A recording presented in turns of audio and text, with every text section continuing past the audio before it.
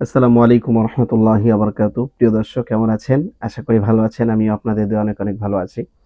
তো বন্ধুরা, আজকে যে বিষয়টা নিয়ে আপনাদের সাথে আলোচনা করব, সেই বিষয়টা হলো, একজন প্রশ্ন করেছেন, কোরবানির গোশত কোনো কাফিরকে দেওয়া বৈধ কিনা?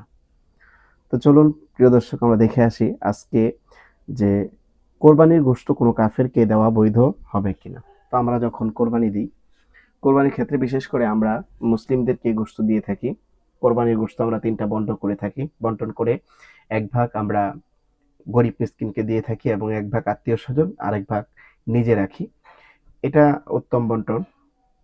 এক্ষেত্রে আমরা কোনো বিধর্মীকে এই কোরবানির গোশত দিতে পারবো কিনা? তবে হ্যাঁ, অবশ্যই আমরা এই কোরবানির গোশত কোনো বিধর্মীকে, কাফেরকে দেওয়া যাবে। তবে এক্ষেত্রে কোনো মজুরি হিসাবে দেওয়া যাবে না, যে সে সাথে ছিল গরু কোরবানির ক্ষেত্রে, তাকে কাজ করিয়ে এর বিনিময়ে আমরা যদি গোশত দেই, তাহলে এই ক্ষেত্রে এটা হবে না। যদি দেই, আমরা অনুগ্রহ করে তাকে আমরা আলাদাভাবে এমনি আপনার বন্ট থেকে দিতে পারবেন। তো আশা করি উত্তর পেয়েছেন। প্রিয় দর্শক, যদি আমাদের ভিডিওটা ভালো লেগে থাকে, অবশ্যই আমাদের চ্যানেলটাকে সাবস্ক্রাইব করে ভিডিওটা শেয়ার করে আমাদের পাশেই থাকবেন। ভালো থাকবেন, সুস্থ থাকবেন। আল্লাহ হাফেজ।